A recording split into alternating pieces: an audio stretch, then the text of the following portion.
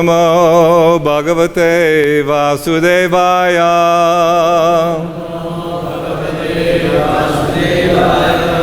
Om Namo Bhagavate Vasudevaya. Om Namo Bhagavate Vasudevaya.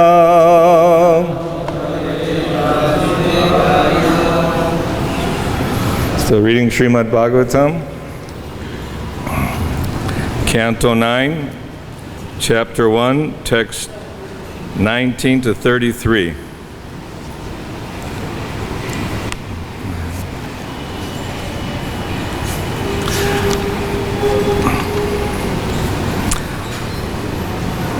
I'll read the Sanskrit for 19, then translations up to 33, then we'll chant 33 together. Nishamya tadvachastasya bhagavan prapitamaha hotur vyakti kramang gyatva babashe ravinandanam. The most powerful great-grandfather Vasishta, after hearing these words of Manu, understood the discrepancy on the part of the priest. Thus he spoke as follows to the son of the sun god. This discrepancy is the objective. This discrepancy in the objective is due to your priest's deviation from the original purpose. However, by my own prowess, I shall give you a good son. Shukadeva Goswami said, O King Parikshit, after the most famous and powerful Vasishta made this decision, he offered prayers to the Supreme Person Vishnu to transform Ila into a male. The Supreme Personality of Godhead, the Supreme Controller, being pleased with Vasishta, gave him the benediction he desired. Thus, Ila was transformed into a very fine male named Sadyumna. Sadyumna. O King Parikshit, that hero Sadyumna, accompanied by a few ministers and associates, and riding on a horse brought from Sindhu Pradesh, once went into the forest to hunt. He wore armor and was decorated with bows and arrows. And he was very beautiful. While following the animals and killing them, he reached the northern part of the forest. There in the north, at the bottom of Mount Meru, is a forest known as Sukumara, where Lord Shiva always enjoys with Uma. Sadyumna entered that forest. O King Parikshit, as soon as Sadyumna, who was expert in subduing enemies, entered the forest, he saw himself transformed into a female, and his horse transformed into a mare. When his followers also saw their identities transformed and their sex reversed, they were all very morose and just looked at one another. Maharaj Parikshit said, O most powerful Brahmana, why was this place so empowered? And who made it so powerful? Kindly answer this question, for I am very eager to hear about this. Shukadeva Goswami answered, great saintly persons who strictly observed the spiritual rules and regulations, and whose own effulgence dissipated all the darkness of all directions, once came to see Lord Shiva in that forest. When the goddess Ambika saw the great saintly persons, she was very much ashamed because at that time she was naked. She immediately got up from the lap of her husband and tried to cover her breast. Seeing Lord Shiva and Parvati engaged in sexual affairs, all the great saintly persons immediately desisted from going further and departed for the ashram of Naranarayan. Thereupon, just to please his wife, Lord Shiva said, "Any male entering this place shall immediately become a female." Now text 33, responsively. Tata urdvang vanang tadvai Purusha varjayanti sa chanuchara sangyukta vichachara venadvanam tata urdvanam tata urdvam. From that time onward, vanam, forest, tat, that, vai, in particular, purusha, males, varjayanti, do not enter, he, indeed, sa, Sudyumna, in the form of a woman, cha, also, anuchara sangyukta, accompanied by his companions, vichachara, walked, vanam, within the forest from one place to another. Translation and purport by His Divine Grace, Abhay Charanaravinda Bhaktivedanta Swami Srila Prabhupada Ki Jai. In Bhagavad-Gita 2:22 it is said, Vasangsi jirnani yata vihaya navani grinati naroparani tata sharirani vihaya jirnani anyani sangyati navani dehi. A person puts on new garments, giving up old ones. The soul accepts new material bodies, giving up the old and useless ones. The body is just like a dress. In here this is proved. Sudyumna and his associates were all male, which means that their souls were covered by male dress. But now they become female, which means that their dress was changed. The soul, however, remains the same. It is said that by modern medical treatment, a male can be transformed into a female, and a female into a male. The body, however, has no connection with the soul. The body can be changed either in this life or the next. Therefore, one who has knowledge of the soul and how the soul transmigrates from one body to another does not pay attention to the body, which is nothing but a covering dress. Pandita Samadarshana. Such a person sees the soul, which is part and parcel of the Supreme Lord. Therefore, he is Samadarshi, a learned person.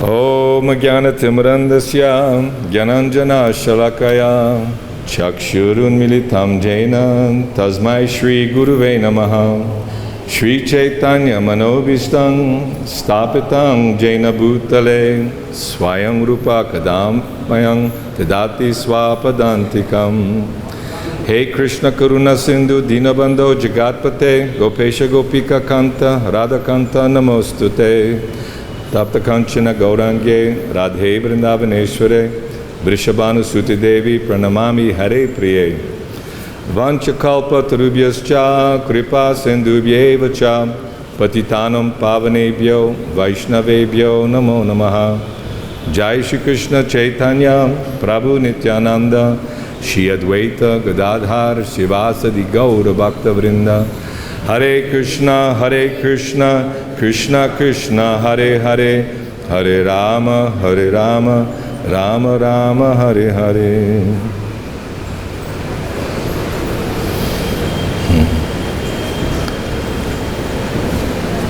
So this is further instructions to Parikshit Maharaj by Shukadev Goswami, and amazingly being spoken 5,000 years ago, and how relevant it is today.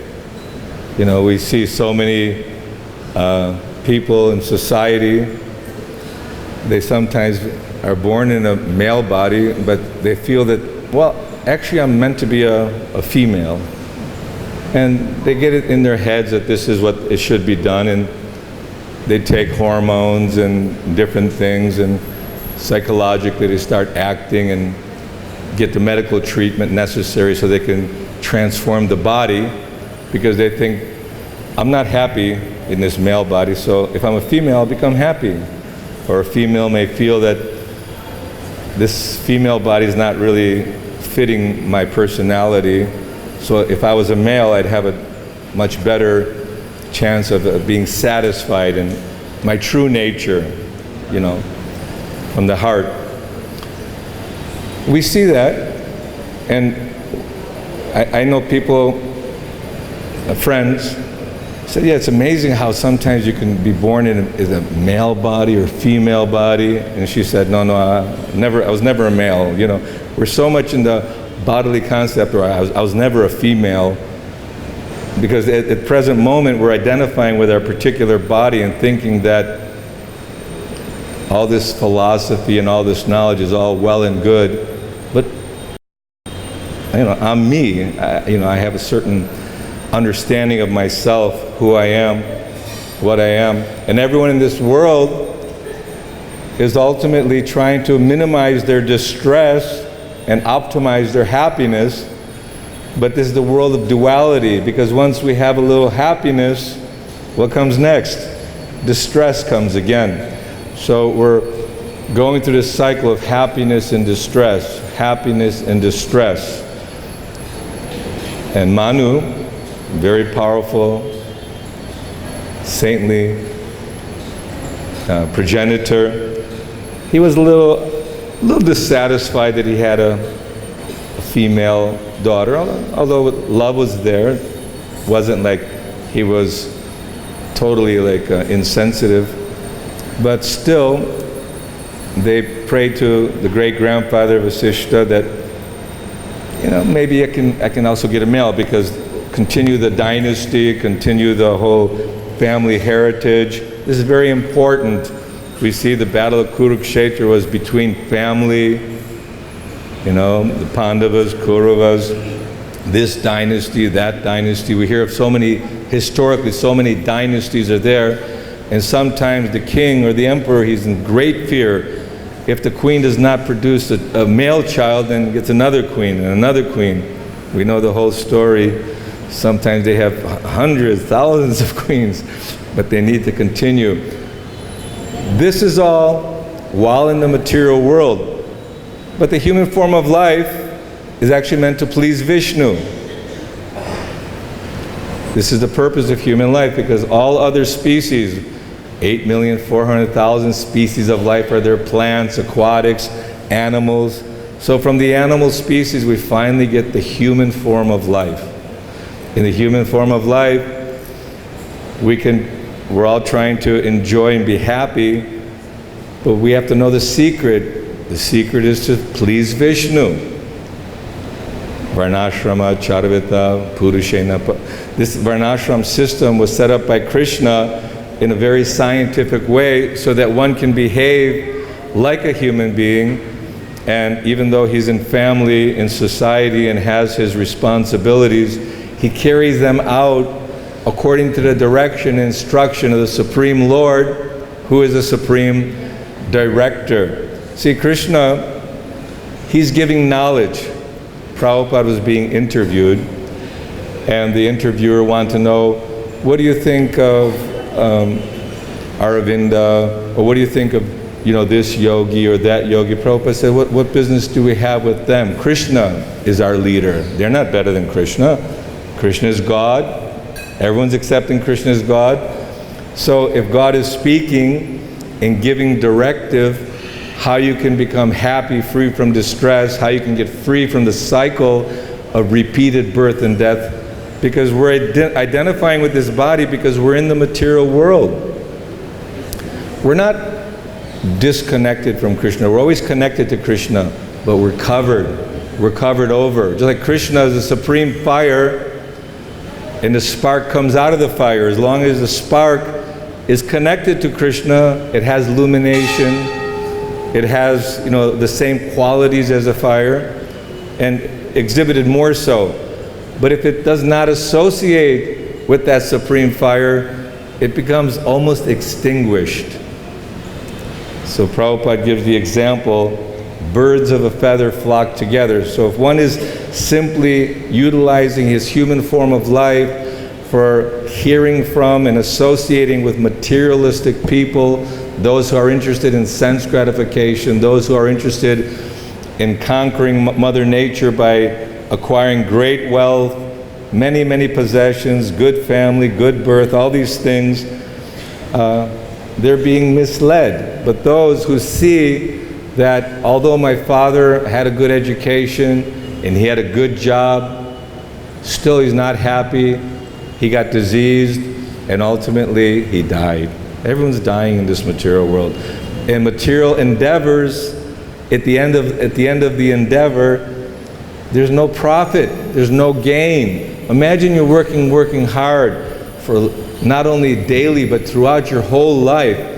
At the end, what is the result? Zero. Nothing. You may say, no, I have a big bank balance. You're not leaving with that big bank balance. You've labored your whole life thinking that I will benefit some others, my family members, my children, my society, my nation.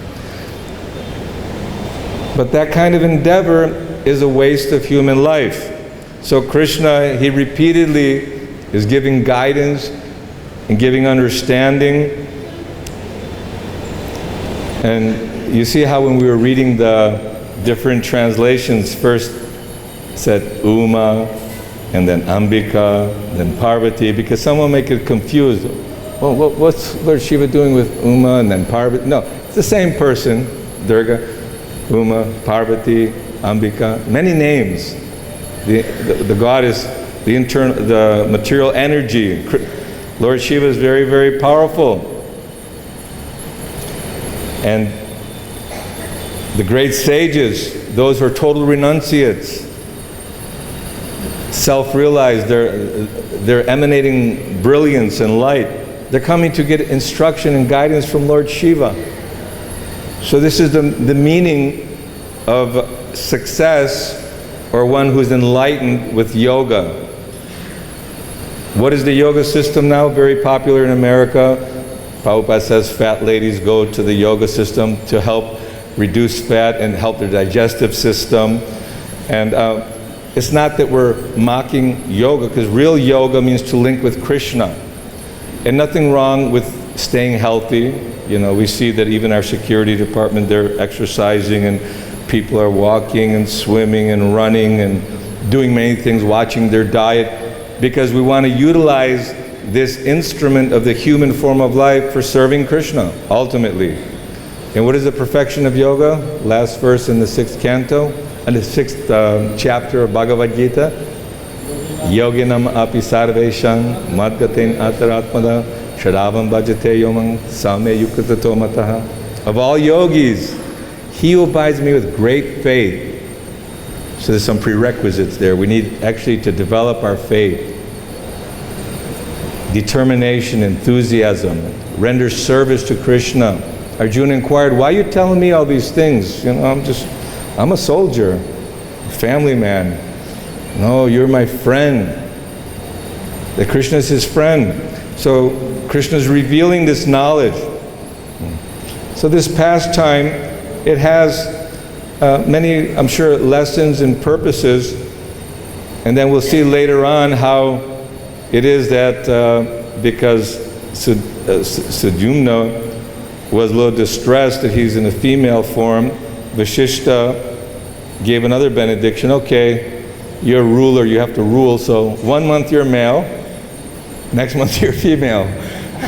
It gets a little confusing. You think, oh God, I'm just adjusting to this male body, and then, or the ladies, I'm adjusting to this female body. You know, men are from Mars and females are from Venus or something. You know, we're from like 2 different planets, but we're not males. We're eternal spirit souls. We're not simply the covering. But while we're covered, we have a certain responsibility to behave in a certain way. But if you're confused and diluted, then you may want to go for the operation and convert yourself to something else that you were not born as.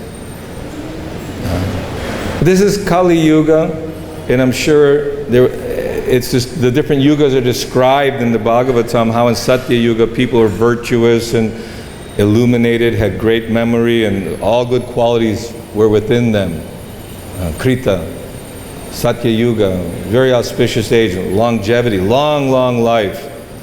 Because they were meditating, they were focused on how to utilize their human form of life to reawaken their spiritual consciousness.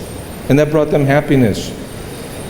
Treta Yuga comes, then a little bit discrepancy is coming in there. All those people are still having good qualities, but there's a little bit of adulteration. And as the different yugas progress, each yuga is a little bit shorter. I think Satya is 1,800,000 years. And then Treta is 1,200. Dwapara, 800,000. Kali Yuga, 400-some thousand, roundabout. Lagbag, you know, more or less. But in Kali Yuga, in particular, in Dwapara Yuga, people are very chivalrous, or proud, very charitable, kings and ruling kingdoms. Their dynasties were happening. We read about some of the histories, although very quickly people get covered over and people have no conception. They think 2,000 or 3,000, 4,000 years ago was, unbelievable. You're getting close to the caveman ages or something. And all these philosophies and all these theories are a product of Kali Yuga, that someone has to introduce a new idea, a new philosophy, a new way of living our life to achieve the goal, the secret of success, secret of life. Lord Kapila, Lord Krishna, Srila Prabhupada, the Guru Parampara, they're not creating something new.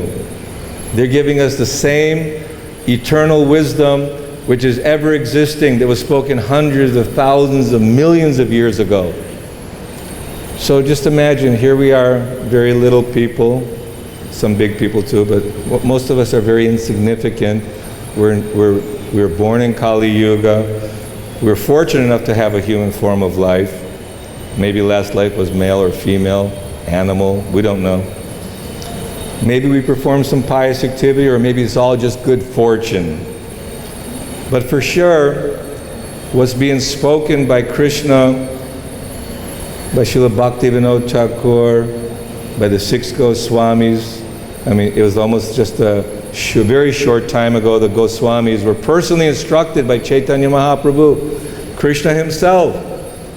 In this Kali Yuga, Chaitanya and Nityananda have appeared in order to again re-establish the principles of religion. Yada yada hi dharmasya glanir bhavati bharata dyutanang adharmasya tadatmanang sajamyaham. Again and again Krishna is coming, because the nature of material life is that everyone wants to become independent or proud. Because submission, Arjuna and Krishna were speaking, friendly talks, do this thing. But when Arjuna became overly frustrated, he says, okay, now I'm bewildered. I don't know what to do. Krishna, I surrender to you.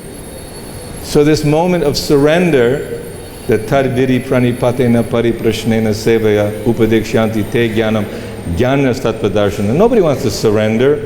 Why should I listen to you? I know, I also know a lot of things, you know. Who are you to tell me what's right, what's wrong? And that's natural. We all have ego. I saw one little cartoon, the surgeon said, I think everything will be okay now. I cut the ego out. And so, you know, you should start thinking more clearly now.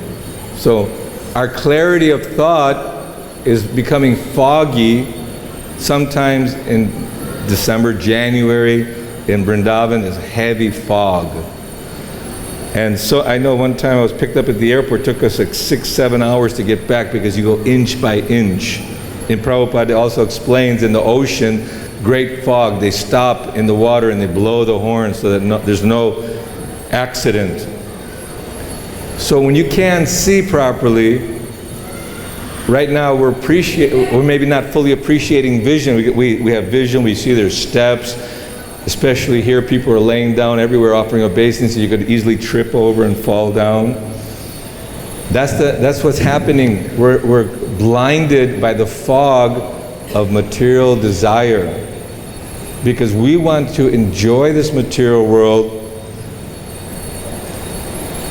We're making every endeavor, every arrangement, and attracted to the philosophy that helps us to become enjoyers.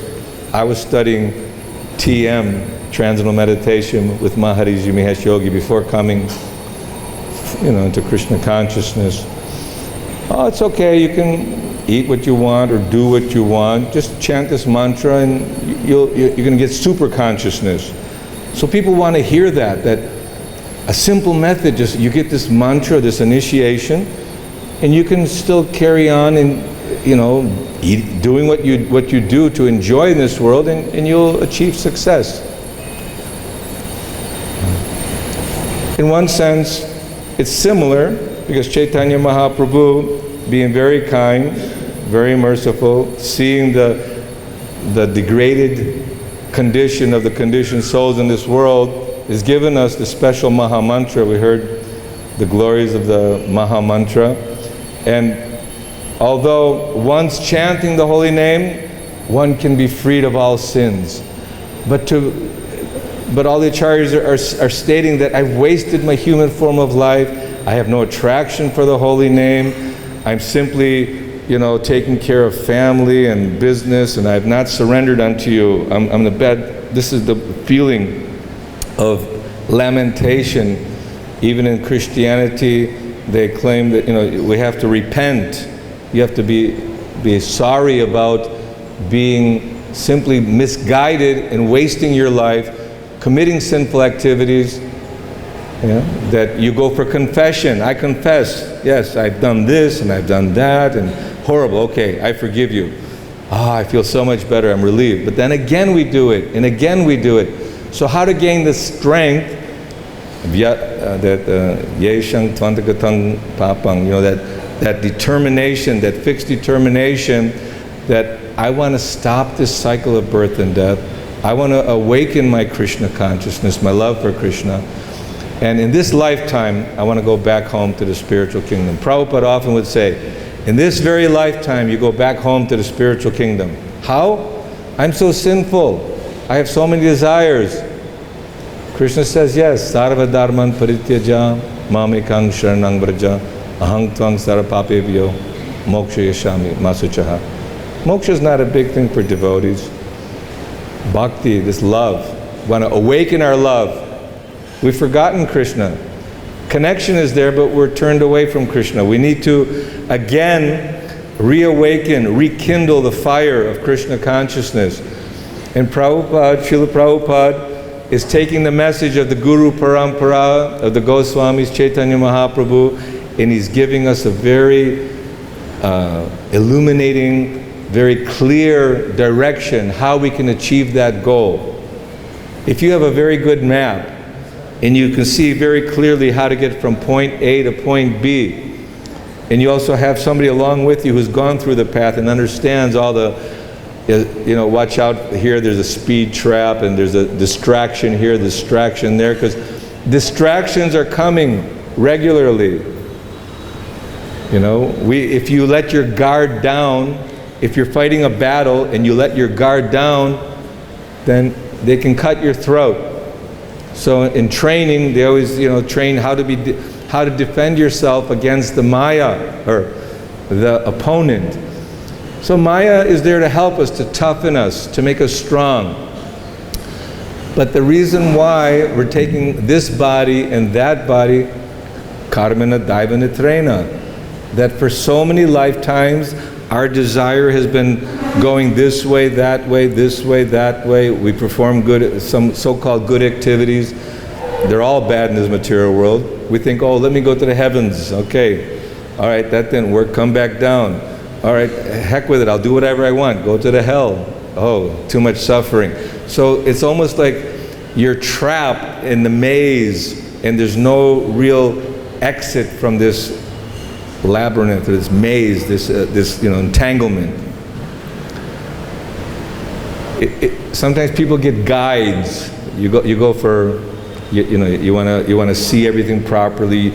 You don't want to be cheated. You want to go very effectively, very quickly to your destination. So Prabhupada is our guide. Srila Prabhupada is our guide. We may have differences. We all come from different backgrounds, different color, skin, or this or that. Oh, I'm American, I'm Russian, I'm Indian, I'm Chinese, I'm black, I'm white, I'm African, my heritage, my culture. People, Prabhupada, even in the 70s, when the Western devotees from Europe and other places were coming, he said, we should treat each other in a way that, on a spiritual platform. Because even if one is born in a Chandala, dog-eating family, if he takes proper guidance and initiation and behaves according to that instruction, he can become Vaishnava, the best of devotees. But if one is born in a Paka Brahmin family, performs rituals and austerities, but he does not become a Vaishnava, then he's not achieving the goal. So it's not the external covering that's giving us the opportunity for awakening our love for Krishna, because Krishna consciousness is meant for everyone. And this was very strongly preached by Bhaktivinoda Thakur, Srila Bhaktisiddhanta Saraswati, Srila Prabhupada, very clearly when Lord Chaitanya says, every town, every village, you spread this message of Krishna consciousness, then you could become guru. Jare dako tare koho Krishna upadesha, maragai guru hoy tare desh. What does he mean, every town, every village? Did he mean every town and every village in Bharatvarsh? At that time, long time ago, Bharatvarsh was all-encompassing, the whole world. Everything's originating, from Bharatvarsh, where the Lord had so many incarnations and so many.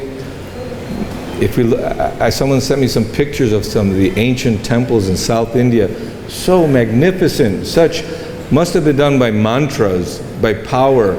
Just because it's not, when you watch some magic show, we're amazed. How do you do that? Such magic. You see little magic shows and people are amazed by that. You see what Vishishta Muni did. Oh, you want to be a woman? You want to be a man? They have this mantra, this power. And he had that power how? Because he prayed to the Lord. He prayed to Krishna, and Krishna was pleased. Okay, and you think, well, why give him that power? Because the whole material world is created to satisfy, like a little baby, you love your child, but he's so demanding, I want this, I want that, I want this, I want that, okay, take it. Oh, it's no good for me. Oh, well, you wanted it, so here, take it. So Krishna is like a loving parent, sees us whining little bachas, little kids, we're crying and screaming. I want a kingdom. I want wealth. I want happiness. I want sense gratification. Yes, go for it. Here it is. But at the end, if one is fortunate, he sees that all this endeavor ultimately will not make us happy.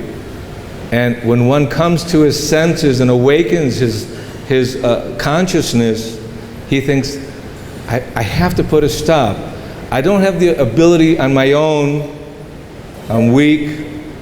It says the mind is so powerful that even a man of intelligence, someone who's very respected for his, he's very, very intelligent, even he can be bewildered. He can also be thrown off course. So we're just begging, like Kulak Shekhar Maharaj was saying that, now my vision is clear. I want to take shelter of your lotus feet, because at the time of death, the mind could get cloudy, the throat could be full of mucus, and fear and bewilderment. Many things come. There's fear for everyone. There's bewilderment for everyone. But now, while we have clarity, and when we see the deities being worshipped, that's what Krishna wants. Man mana bhavamad bhakto madhyaji mang namaskuru. Think of me. Become my devotee. Worship me. What does that mean? So every day we're worshiping Shri Shri Gaura Nitai, Krishna Balaram, Radha Shyama Sundar, Srila Prabhupada. That's worship.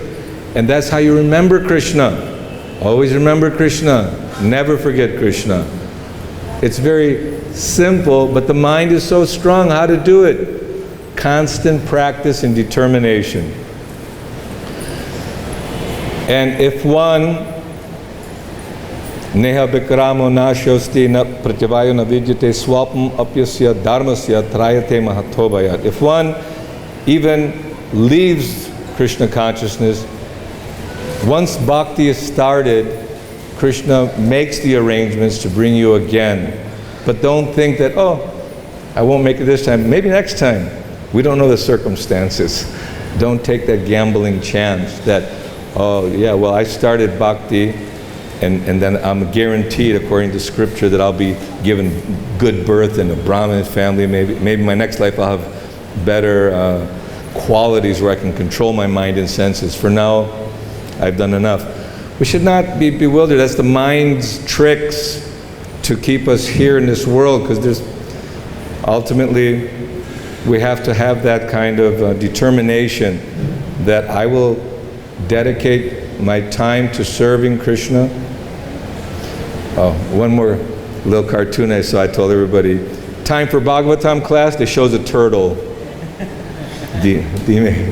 going very slow, the turtle, to Bhagavatam class. Time for Prasadam, the stallion is running with great vigor and enthusiasm. So when it comes to renunciation, devotion, or dedication to Guru, very slow, okay. Sense gratification, get the jet plane going, just fly right there. So we should see what are our values, what we want to get. We're not here in Vrindavan just for having a social club, or Vrindavan is meant for the Goswamis. Srila Prabhupada wanted that those who are living in Vrindavan, because it is topmost place. This is Krishna's abode from the spiritual kingdom. It's here, beyond all the glimmer of Kali Yuga. No glimmer here. The sewage and the dirt and the bad behavior of some things. But beyond all that, this Chintamani Dham, Premanjana Churita Bhakti Vilochanena, that by this process of serving Krishna, worshiping Krishna, hearing the holy name, studying the scripture, that gives us, like when your phone, everyone has a phone, right? When your phone runs out of battery, what do you got to do? You got to plug it back in. But if you don't give it enough time to recharge itself and have good strength, then it's going to again get dimmed. So Vrindavan is a surcharged place, and most of the devotees come here to get charged up so that the whole year they can go enthusiastically serve and come back again. So we're here, the source of the charging place, so we also have duty and responsibility to stay focused on helping Srila Prabhupada, not that he needs our help. But Prabhupada would often say, my Guru Maharaj has blessed me by giving me all of you to help me in this mission. Prabhupada was very humble. He wasn't thinking that I'm a great acharya, I've come to save all the fallen conditioned souls. When he landed in Boston, he felt poor, insignificant beggar.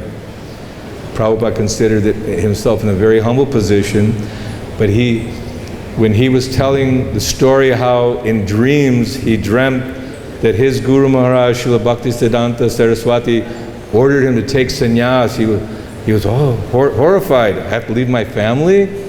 I have to leave my business? I will be very successful.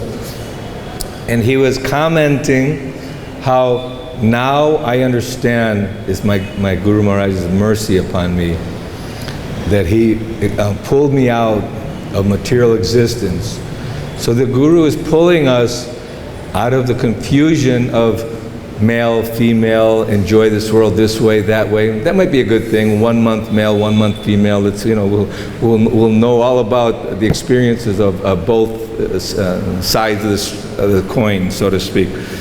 But it doesn't matter whether you're male, female, and you have a palatial place with lots of money and so much opportunity for sense gratification. Ultimately, you're going to wither, you're going to get diseased, and you're going to die with fear and frustration.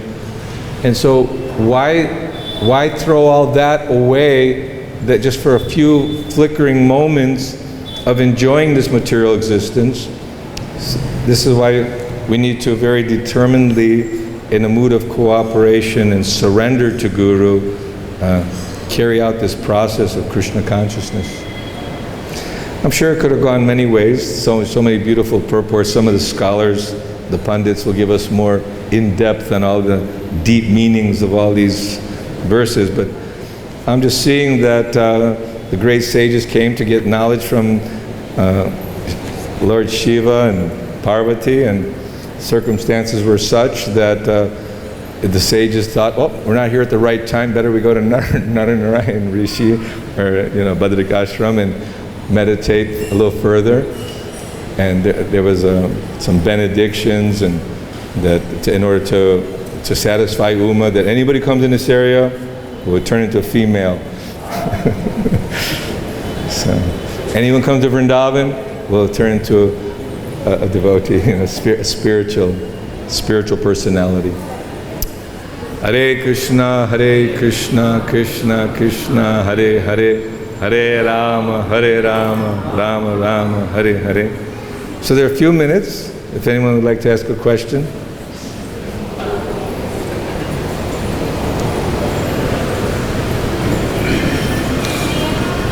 Hare Krishna. Thank you, Prabhuji, for nice class. But my question is that nowadays everything is going to finish in all the natural things. Like there is water crisis, deforestation, several things are going on due to influence of the Kali. So what will happen to the devotees who are there, and how they will sustain? Because devotees are dependent on natural things basically. So how it will Hare. So you're saying that as Kali Yuga evolves, how will the devotees deal with the dissolution of... Well, Prabhupada said next 10,000 years, so Kali Yuga is in its infant stage, only 5,000 some years, 400,000 years. In the 12th canto, 1st and 2nd chapters of Bhagavatam, it describes the symptoms of Kali Yuga, which kings will rule and how they will rule. And as it progresses, people will become totally irreligious. There won't be any devotees.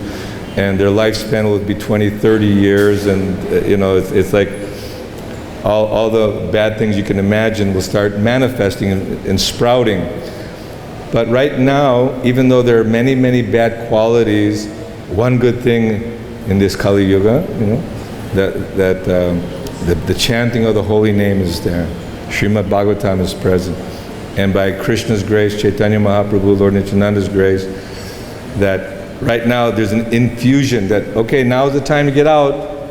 Anybody wants to get out of the material world, here's a porthole. There's an opening, there's an opportunity at this time. If you don't take advantage of this, you're thinking later, okay, you say next 10,000 years. But when you go to sleep, you could sleep for months, and some people go in coma for years, and they woke up, it was almost like yesterday. So hundreds and thousands of years could go by. But my understanding is after 10,000 years, things will get pretty much wound up as far as the devotional service is concerned. Then Kalki is going to be ready for getting on his horse and getting his sword and cutting the heads of thousands and millions of those who are pretending to be kings. Everyone is pretending to be a king or some powerful personality in this material world. That's the false ego. And Krishna, that's his bhakti, he gets ready for the next Satya Yuga where good qualities come. So devotees now have an opportunity, and will have some opportunity for some time, but while we have this understanding and are in a human form of life and have been blessed by Srila Prabhupada, you should take full advantage. Otherwise, you'll be lost again in Kali Yuga. Huh? Yes? Rama. I'm always afraid when Rama's here because he's a Panditji.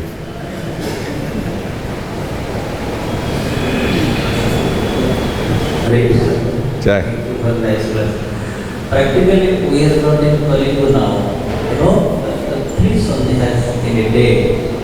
One in the morning time, and another is the noon time, and another is the evening time. And it is mentioned in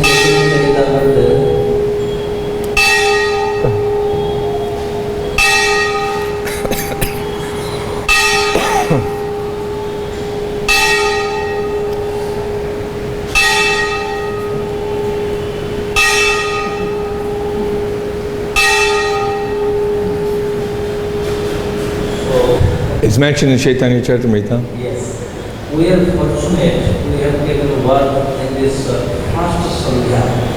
We took birth in this first sandhya, okay. Actually, we are not in Kali Yuga, practically.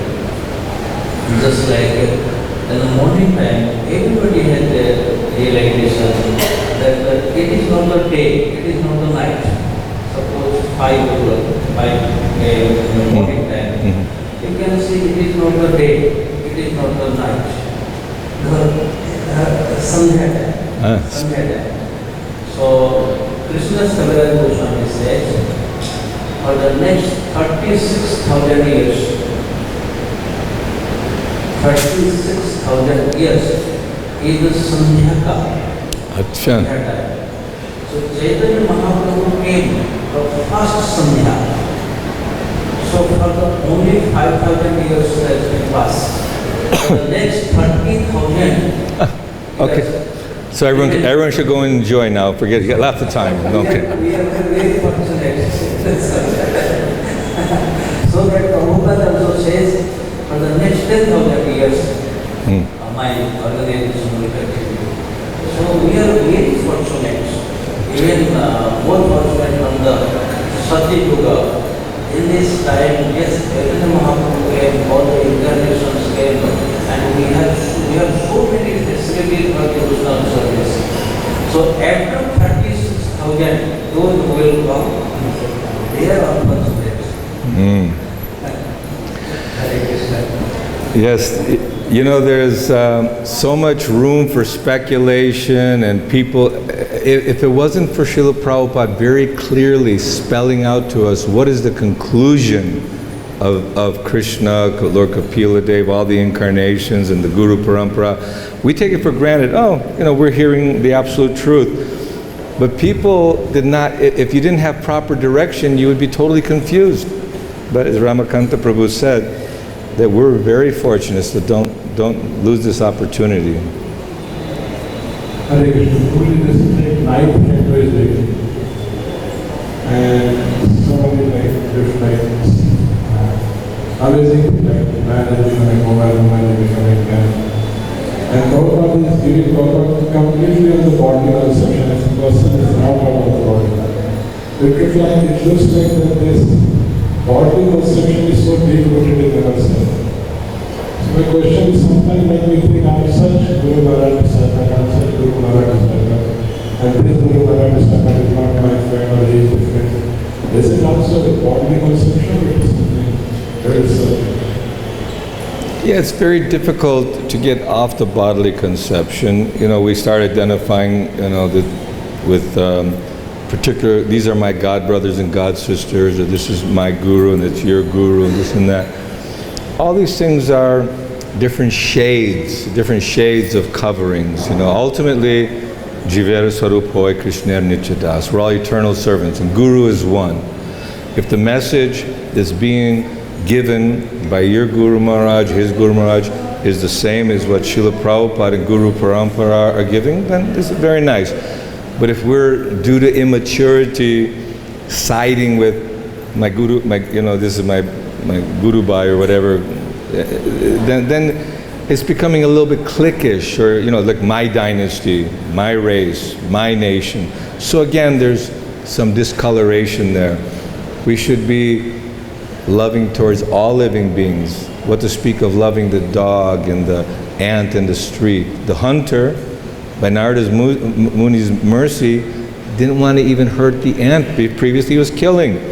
So it goes to very deep levels of conditioning in this material world. And although we're chanting Hare Krishna and every day we're hearing we're not the body, still we have to struggle with that. So we're praying to sincerely chant, to sincerely serve. Krishna's got his hand behind everything. We think, oh, why these things happen to me? Why is this person doing this to me? Why is that, we like to blame others for our dissatisfaction. So we should not blame others. In the very beginning of Bhagavatam, when Parikshit Maharaj asked the bull, who has done this to you? This is Kali Yuga. This is these challenges will be there. So focus on your hearing, chanting, then the fog will dissipate. The sunshine of transcendental knowledge by your obedience to Guru will be given to you by Guru and Krishna. And hopefully by that enlightening process you have to share with others. Krishna's giving you this knowledge because he wants you to share it with others. So take this knowledge, and the more you share, the more you also retain. It grows within you as well. Srila Prabhupada Ki Jai. Hare Krishna.